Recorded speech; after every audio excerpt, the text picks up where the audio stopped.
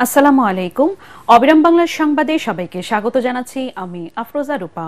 শুরুতেই BRB cables সংবাদ শিরোনাম।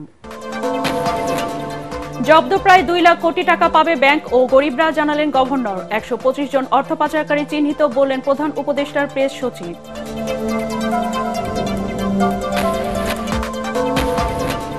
মেয়র হিসেবে ইশরাকের শপথে বাধা আইনি জটিলতা এবং হাইকোর্টে রিট, বললেন উপদেষ্টা আসিফ মাহমুদ। সমর্থকদের আন্দোলন অব্যাহত।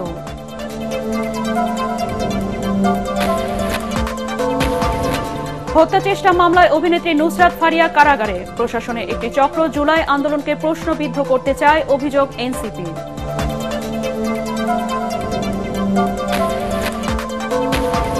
এবং রাজধানীর ধানমন্ডিতে হাক্কানি পাবলিশার্সের চেয়ারম্যানের বাসায় ঢুকে হট্টগোল। বৈষম্য বিরোধী পরিচয় দেয়া 3 জনকে আটক করেছে পুলিশ।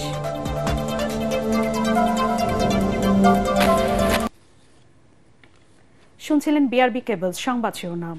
এবার বিস্তারিত সংবাদ। দেশে ও দেশের বাইরে জব্দকৃত লুটের প্রায় 2 লাখ কোটি টাকা দরিদ্র জনগোষ্ঠীর জীবনমান উন্নয়নে ব্যবহার করতে চায় সরকার। প্রয়োজনে আইনের সংশোধন করা হবে বলে জানিয়েছেন বাংলাদেশ ব্যাংকের governor doctor Ahsan H Mansur.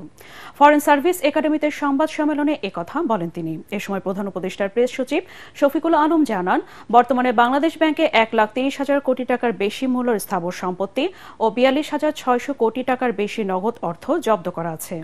এছাড়া বিদেশে জব্দ করা টাকা ফিরিয়ে আনা হবে বলে জানান তিনি। বিস্তারিত তরিক ইসলামের রিপোর্টে।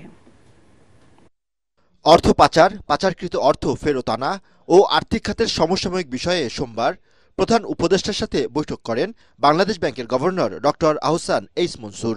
পরে রাজধানীর ফরেন সার্ভিস একাডেমিতে সংবাদ সম্মেলন করেন গভর্নর। এ সময় পাচারকৃত অর্থ ফেরত আনতে বিভিন্ন দেশের সাথে সরকার যৌথভাবে কাজ করছে বলে জানান গভর্নর। জব্দ করা টাকা ও শেয়ার ব্যবহার করতে তহবিল গঠন করা হবে বলেও জানান তিনি। আমাদের হাতে কিছু অর্থ জব্দ করা আছে, যেটা বিভিন্ন ব্যাংকে এই যারা পলাতক আছেন বা যাদের নামে বিভিন্ন রকমের অর্থ আত্মসাৎ এবং পাচারের মামলা আছে, তাদের ডিপোজিট করা অর্থ সেগুলোকে আমরা জব্দ করা আছে। সেগুলোর ব্যবহার কিভাবে হবে সেটা নিয়ে আলোচনা হয়েছে। এই টাকাটা সরকারের হাতেই আছে, জব্দ করা আছে। এটা এখন আইনগত প্রক্রিয়াটা শুধু শেষ করতে পারলে দ্রুততার সাথে, আমরা যদি কোনো আইনগত পরিবর্তনও করে ফেলতে হয়, দ্রুত করে আমরা এই ফান্ডটাকে হস্তান্তর করব সরকারের কাছে। সংবাদ সম্মেলনে প্রধান উপদেষ্টার প্রেস সচিব শফিকুল আলম জানান, বিদেশে জব্দ করা টাকা ফিরিয়ে আনা হবে। সোফার যে অ্যাটাচমেন্ট হচ্ছে স্থাবর সম্পত্তি, সেটার পরিমাণ হচ্ছে কোটি টাকায়। আভ্যন্তরীণ হচ্ছে 1,30,758 কোটি 0.7 কোটি টাকা আর কি। 1,30,758.7 কোটি টাকা। আর হচ্ছে মিলিয়ন ডলারে আছে, যেটা বৈদেশিক অ্যাটাচমেন্ট হয়েছে 164.03 মিলিয়ন ডলার। আর অস্থাবর সম্পত্তি যেটা ফ্রিজিং হয়েছে, এটা অস্থাবর সম্পত্তি হচ্ছে 42,614.27 কোটি টাকা। আর মিলিয়ন ডলারে সেটা হচ্ছে যে 20.78। এগুলো হচ্ছে ফ্রিজিং। এছাড়া 200 কোটি বা তার বেশি আকারের পাচারকৃত অর্থ বিদেশি আইনি সংস্থার মাধ্যমে ফেরত আনতে পরিকল্পনা নেওয়া হয়েছে বলে জানান প্রেস সচিব। এই সংক্রান্ত তরিক ইসলাম, এটিএন বাংলা, ঢাকা। ফ্যাসিবাদী দল আওয়ামী লীগের সাথে কোনো আপোষ নয় এবং অন্য কাউকেও আপোষ করতে দেওয়া হবে না বলে জানিয়েছেন বিএনপির স্থায়ী কমিটির সদস্য নজরুল ইসলাম খান। ভাবমূর্তি ক্ষুণ্ণ করতে বিএনপির বিরুদ্ধে একটি মহল অপপ্রচার চালাচ্ছে বলে অভিযোগ করেন তিনি। কাউকে সংগঠিত করতে অন্তর্বর্তী সরকারের নির্বাচন বিলম্বের চেষ্টা কিনা প্রশ্ন রাখেন তিনি। অন্যদিকে বিএনপি চেয়ারপারসনের উপদেষ্টা জয়নুল আবেদিন ফারুক অভিযোগ করেন, অন্তর্বর্তী সরকারের পক্ষপাতমূলক আচরণ দৃশ্যমান হচ্ছে। কামরুজ্জামান রাজীবের রিপোর্ট। নির্বাচন বানচালের ষড়যন্ত্র প্রতিহতের দাবিতে জাতীয় প্রেস ক্লাবে নাগরিক সমাবেশের আয়োজন করে 12 দলীয় জোট। এতে প্রধান অতিথি হিসেবে যোগ দেন বিএনপির স্থায়ী কমিটির সদস্য নজরুল ইসলাম খান। তিনি বলেন, গণতন্ত্র প্রতিষ্ঠার জন্য মানুষ জীবন দিয়েছে, জনগণের সেই আকাঙ্ক্ষা অন্তর্বর্তী সরকারকে পূরণ করতে হবে। তিনি বলেন, নির্বাচন কমিশন ও ঐকমত্য কমিশনের প্রস্তুতিও প্রায় শেষ। তাহলে ডিসেম্বরের মধ্যে নির্বাচন হতে বাধা কোথায় তা অন্তর্বর্তী সরকারকে পরিষ্কার করতে হবে। বিএনপির বিরুদ্ধে আওয়ামী লীগ পুনর্বাসনের অভিযোগের কড়া সমালোচনা করেন তিনি। বিএনপির মহাসচিব সহ এমন কোন নেতা আছে যার বিরুদ্ধে অন্তত 50টা মামলা নাই? আমরা বেঁচে থাকতে আওয়ামী লীগের সঙ্গে আপোষ কেউ করবে? আরে আমরা তো নাই, অন্য কেউ করতে গেলে তাকে পর্যন্ত আমরা বাধা দেব। নির্বাচন কমিশন বলছে তারা জুন মাসের মধ্যে নির্বাচন করার জন্য প্রস্তুত হয়ে যাবে। তাহলে আপনি নির্বাচন ডিসেম্বরের মধ্যে করতে বাধাটা কোথায়? এখন যদি বলেন যে না আরো দেরি করতে হবে, কারণ যদি গোপন থাকে যে আপনার সংগঠিত হতে একটু সময় লাগবে, কিংবা আপনি কারো কারোর সঙ্গে একটু জোটের চেষ্টা করতেছেন, সেই জোটটা বানানোর জন্য একটু সময় লাগবে, আবার যে তরুণ প্রজন্ম আজ পর্যন্ত ভোটই দিতে পারে নাই, সেটা থেকে বঞ্চিত রাখবেন। আরেক আলোচনা সভায় বিএনপি নেতা জয়নুল আবদিন ফারুক দাবি করেন, স্বৈরাচারের দোসররা সরকারকে প্রভাবিত করছে। অন্তর্বর্তী সরকারের নির্বাচন নিয়ে গড়িমসি তারই প্রমাণ। শেখ হাসিনার কিছু কিছু দোসর আপনার আশেপাশে এখন বসে আছে, তার প্রমাণ করিডোর, তার প্রমাণ নির্বাচন দেরিতে করা, বিলম্বিত করা, সুনির্দিষ্ট তারিখ না দেওয়া। আপনাকে সরকারে বসিয়ে দিয়েছি মানুষের কথা শোনার জন্য, জনগণের কথা শোনার জন্য, গণতন্ত্রের জন্য, একটা সুষ্ঠু নির্বাচনের জন্য, জনপ্রতিনিধিদের ক্ষমতা হস্তান্তরের জন্য, নতুন কাউকে সমর্থন দিয়ে তাদেরকে সংগঠিত করার জন্য। নেতারা বলেন, গণ অভ্যুত্থানের মাধ্যমে আসা সরকারকে ষড়যন্ত্রকারীদের সাথে নয়, গণতন্ত্রকামী মানুষের পক্ষে থাকতে হবে। কামরুজ্জামান রাজীব, এটিএন বাংলা, ঢাকা। আইনি জটিলতা এবং উচ্চ আদালতে রিট থাকায় এখনই ইশরাক হোসেনকে শপথ পড়ানো সম্ভব নয় বলে জানিয়েছেন স্থানীয় সরকার উপদেষ্টা আসিফ মাহমুদ সজীব ভুঁইয়া। জনভোগান্তি হয় এমন কর্মসূচি না করার আহ্বান জানান তিনি। এদিকে ইশরাক হোসেনকে মেয়রের দায়িত্ব বুঝিয়ে দেওয়ার দাবিতে নগর ভবনের সামনে ব্লকেট কর্মসূচি পালন করেন তার সমর্থকরা। এতে বন্ধ হয়ে যায় নগর ভবনের দৈনন্দিন কার্যক্রম। আরও জানাচ্ছেন মুশফিকুর রহমান।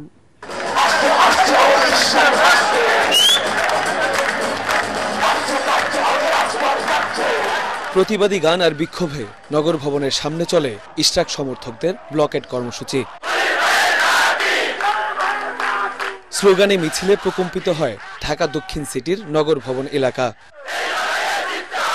ইশরাক হোসেনকে মেয়রের দায়িত্ব বুঝিয়ে দেওয়ার দাবিতে টানা 5 দিন ধরে চলা আন্দোলনে দাবি একটাই, যে কোনো মূল্যে দক্ষিণের নগরপিতা হিসেবে ইশরাককেই দায়িত্ব দিতে হবে। দাবি আমাদের একটাই, আমরা ইঞ্জিনিয়ার ইশরাক হোসেনকে মেয়র হিসেবে দেখতে চাই। তারা তো উপদেষ্টা হয়ে বসে আছে, কিন্তু এখানে তো ঢাকাবাসী পুরান ঢাকায় এসে তারা দেখুক সশরীরে যে আমাদের কি বহাল অবস্থা। আমাদের ঢাকা দক্ষিণ নিয়ে যে অপকর্মগুলো হচ্ছে সেগুলোকে চোখ ঘুরতে গিয়ে সাপের মতো বের হয়ে চলে আসবে। এই জন্য ইশরাক হোসেনকে তার যোগ্য আসনে বসতে দেওয়া হচ্ছে না। এদিকে নানা জটিলতা থাকায় স্থানীয় সরকার মন্ত্রণালয় এখনই এই বিষয়ে কোনো পদক্ষেপ নিতে পারছে না বলে জানিয়েছেন উপদেষ্টা আসিফ মাহমুদ সজীব ভুঁইয়া। এখানে অনেকগুলো আইনি জটিলতা আছে, সেগুলো আমরা আইন মন্ত্রণালয়ের থেকে জানতে চেয়েছি যে কি ধরনের আইনি জটিলতা আছে কিংবা আছে কিনা, এবং এর বাইরেও মেয়াদ সংক্রান্ত জটিলতা আছে। এর বাইরে আবার আমরা একটা লিগ্যাল নোটিশ পেয়েছি রিটের বিষয়টা, এবং আইন মন্ত্রণালয়ের মতামত পাওয়া গেলে কোনো ধরনের আইনি জটিলতা না থাকলে শপথ দিতে কোনো অসুবিধা নেই। যারা সেখানে আন্দোলন করছেন আমরা দেখেছি বেশিরভাগই একটি নির্দিষ্ট রাজনৈতিক দলের নেতাকর্মী। আমাদের প্রত্যাশা থাকবে যে নগরবাসীর যে ভোগান্তি, এবং ভোগান্তিটা শুধুমাত্র রাস্তা বন্ধ করে দেওয়ার জন্য নয়। আপনারা জানেন যে অনেক রেগুলার অ্যাক্টিভিটিস, রেগুলার কাজ আছে সিটি কর্পোরেশনের, সেগুলো এক ধরনের স্থবিরতা হয়ে আছে। এই ভোগান্তি নিরসনের জন্য ওনারা ধৈর্য দেখাবেন। এদিকে দাবি আদায়ে মঙ্গলবারও নগর ভবনের সামনে অবস্থান কর্মসূচি ঘোষণা দিয়েছেন ইশরাক সমর্থকরা। মুশফিকুর রহমান, এটিএন বাংলা, ঢাকা। ইশরাক হোসেনকে মেয়র হিসেবে শপথ না পড়ানো হলে আরো বৃহৎ আন্দোলনে হুঁশিয়ারি দিয়েছেন বিএনপির স্থায়ী কমিটির সদস্য সালাউদ্দিন আহমেদ। সিলেটে দলের সদস্য সংগ্রহ কার্যক্রমে উদ্বোধন করে তিনি বলেন, আদালতের রায়ের পরও সরকার এ নিয়ে টাল বাহানা করছে, যা গ্রহণযোগ্য নয়। সরকারের ভেতরের একটি অংশ জাতীয় নির্বাচন নিয়ে নানাভাবে ষড়যন্ত্র করছে অভিযোগ করে এ বিষয়ে প্রধান উপদেষ্টাকে সতর্ক থাকার আহ্বান জানান সালাউদ্দিন আহমেদ। ইশরাক হোসেনকে শপথ গ্রহণ করানোর ব্যবস্থা করুন। অন্যথায় ঢাকার এই আন্দোলনকে কেন্দ্র করে হয়তো আরো বৃহত্তর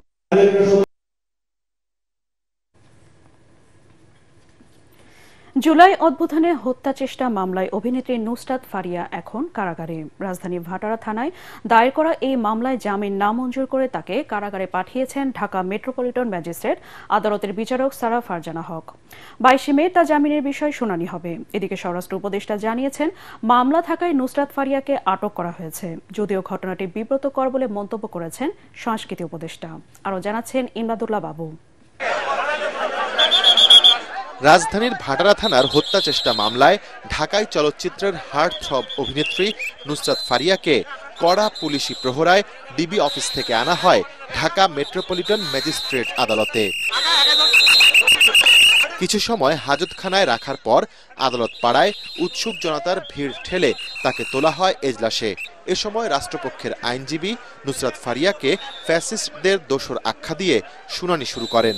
তদন্ত কর্মকর্তার চাহিদার প্রেক্ষিতে তাকে কারাগারে আটকে রাখার আবেদন করেন তিনি।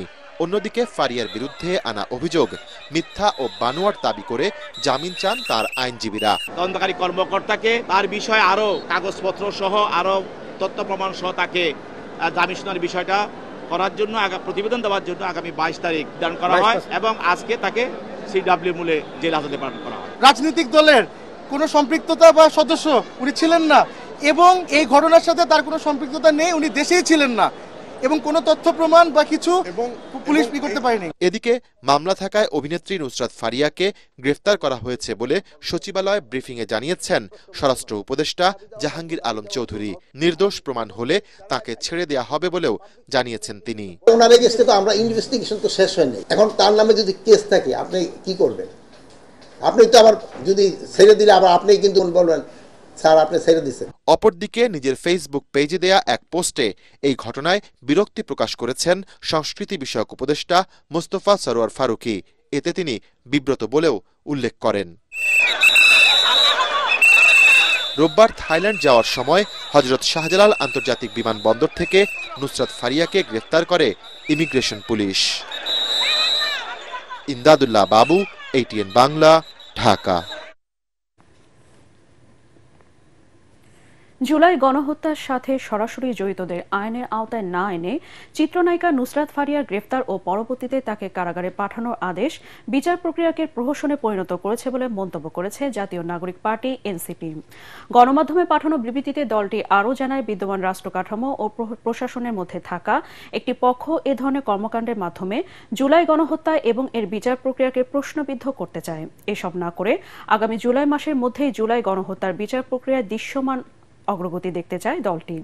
এছাড়াও হরেদরে মামলা এবং মামলা বাণিজ্যের বিষয়টিকে আমলে নিয়ে মামলা গ্রহণের ব্যাপারে সতর্কতা অবলম্বন করতে আইনশৃঙ্খলা বাহিনীকে আহ্বান জানায় জাতীয় নাগরিক পার্টি NCP। রাজধানীর ধানমন্ডিতে একটি বাসায় হট্টগোলের সময় 3 জনকে আটক করে থানা হেফাজতে নিয়ে এসেছে পুলিশ। রাতে হাক্কানি পাবলিশার্সের চেয়ারম্যান গোলাম মোস্তফার বাসায় যায় বেশ কয়েকজন যুবক। তারা নিজেদের বৈষম্য বিরোধী আন্দোলনের নেতাকর্মী পরিচয় দিয়ে বাসায় ভেতরে প্রবেশের চেষ্টা করে। তাদের দাবি, হাক্কানি পাবলিশার্স ফ্যাসিস্ট আওয়ামী লীগের অসংখ্য বইয়ের প্রকাশক।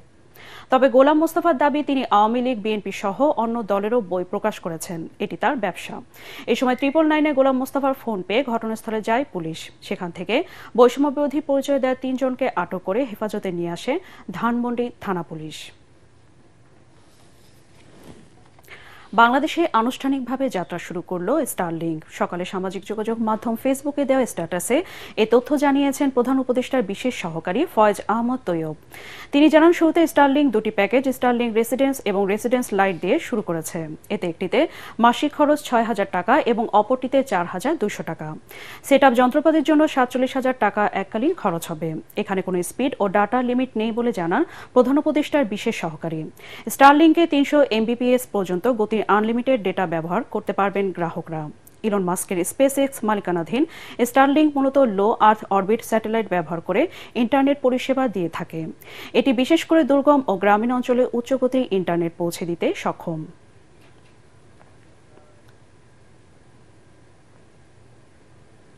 জামালপুরের সরিষাবাড়িতে কালোবাজারে বিক্রি হওয়া ভিজিএফের ১০২ বস্তা চাল জব্দ করেছে যৌথ বাহিনী। গতরাতে সরিষাবাড়ি পিংনা ইউনিয়নের বাসুরিয়া মোড়ে একটি গুদামে অভিযান চালিয়ে এসব চাল জব্দ করা হয়। তারাকান্দি পুলিশ তদন্ত কেন্দ্রের ইনচার্জ এসআই রফিকুল ইসলাম জানান, গোপন সংবাদে যৌথ বাহিনী বাসুরিয়া মোড়ে ওই গুদামে অভিযান চালায়। অভিযানের খবর পেয়ে বাসুরিয়া গ্রামের গুদাম মালিক আলী হোসেন পালিয়ে যায়। জব্দ করা চাল সরিষাবাড়ির সহকারী কমিশনার ভূমি লিজা রিসিলের উপস্থিতিতে রাতে তারাকান্দি পুলিশ তদন্ত কেন্দ্রে হস্তান্তর করা হয়েছে। এবার আন্তর্জাতিক সংবাদ।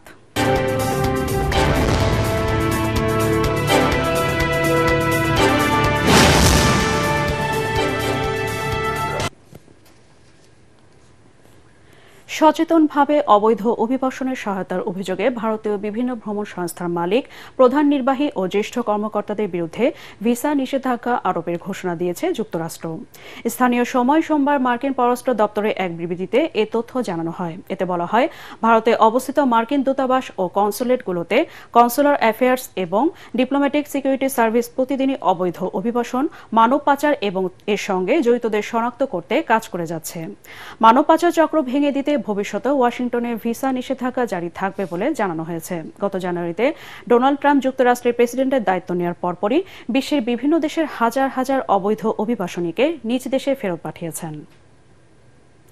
রাশিয়া ও ইউক্রেন দ্রুতই যুদ্ধবিরতি ও শান্তি চুক্তির লক্ষ্যে আলোচনা শুরু করতে যাচ্ছে বলে জানিয়েছেন মার্কিন প্রেসিডেন্ট ডোনাল্ড ট্রাম্প। রুশ প্রেসিডেন্ট ভ্লাদিমির পুতিনের সাথে ২ ঘণ্টার ফোনালাপের পর এক বিবৃতিতে তিনি একথা জানান। ব্রিটিশ সংবাদ মাধ্যম বিবিসি জানিয়েছে, ফোনালাপের পর ট্রাম্প বলেছেন, পুতিনের সাথে খুব ভালো ও কার্যকরী আলোচনা হয়েছে। শান্তি প্রতিষ্ঠার শর্তগুলো দুদেশের মধ্যে আলোচনার মাধ্যমে ঠিক করতে হবে। এই ফোনালাপের সময় ইউরোপীয় ইউনিয়নের commission president Ursula von der Leyen সহ ফ্রান্স, জার্মানি, ফিনল্যান্ড এবং ইতালির নেতারাও উপস্থিত ছিলেন। এদিকে পুতিন জানিয়েছেন, তিনি ইউক্রেনের সঙ্গে একটি সম্ভাব্য শান্তি সমঝোতা নিয়ে আলোচনায় প্রস্তুত। ইউক্রেনের প্রেসিডেন্ট ভলোদিমির জেলেনস্কিও এই ফোনালাপকে গুরুত্বপূর্ণ বলে উল্লেখ করে যুক্তরাষ্ট্রকে শান্তি আলোচনা এগিয়ে নেয়ার আহ্বান জানান। সরকারি সেবা সাধারণ মানুষের দোরগোড়ায় পৌঁছে দেওয়া ও ন্যায় বিচার নিশ্চিতে ঠাকুরগাঁওয়ে গ্রাম আদালত বিষয়ে 2 দিনের প্রশিক্ষণ শেষ হয়েছে। সদর উপজেলা পরিষদ হলরুমে সমাপনী অনুষ্ঠানে প্রধান অতিথি ছিলেন উপজেলা নির্বাহী কর্মকর্তা খায়রুল ইসলাম। প্রশিক্ষণে দেওয়ানি মামলায় 20 টাকা এবং ফৌজদারিতে 10 টাকায় 7 থেকে 90 দিনের মধ্যে মামলা নিষ্পত্তি হয়।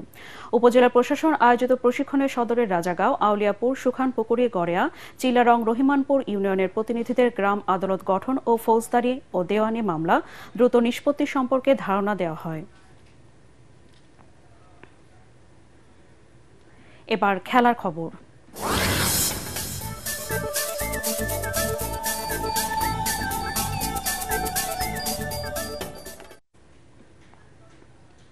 শারজায় দ্বিতীয় টি-20তে বাংলাদেশকে স্তব্ধ করে 2 উইকেটে ম্যাচ জিতে সিরিজের সমতায় ফিরেছে সংযুক্ত আরব আমিরাত। আগে ব্যাট করে 5 উইকেটে 205 রানে পাহাড় করে টাইগাররা।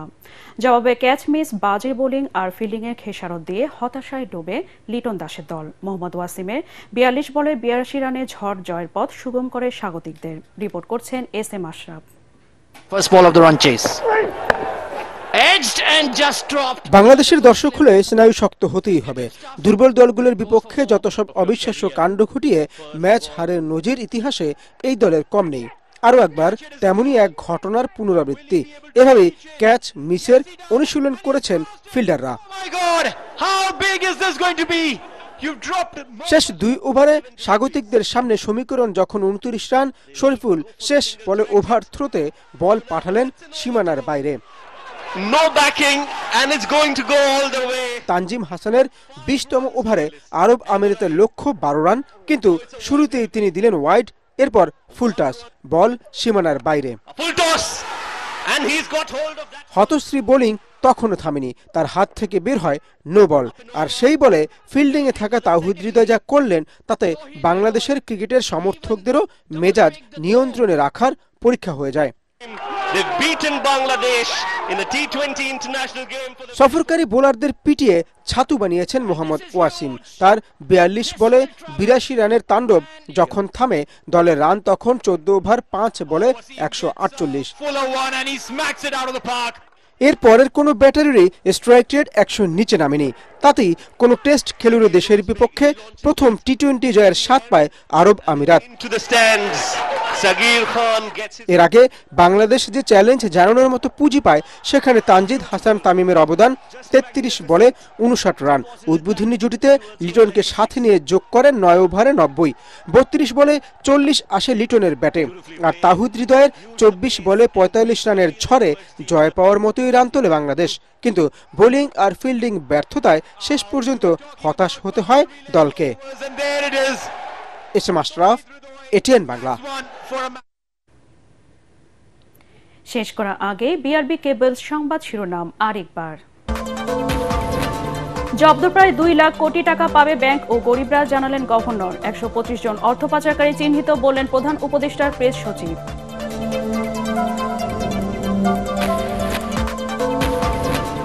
মেয়র হিসেবে ইশরাকের শপথে বাধা আইনি জটিলতা এবং হাইকোর্টে রিট, বললেন উপদেষ্টা আসিফ মাহমুদ। সমর্থকদের আন্দোলন অব্যাহত।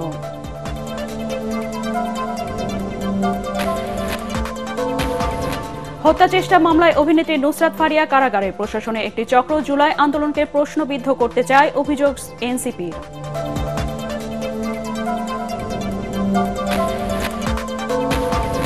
এবং রাজধানী ধানমন্ডিতে হাক্কানি পাবলিশার্সের চেয়ারম্যানের বাসায় ঢুকে হট্টগোল, বৈষম্য বিরোধী পরিচয় দেয়া 3 জনকে আটক করেছে পুলিশ।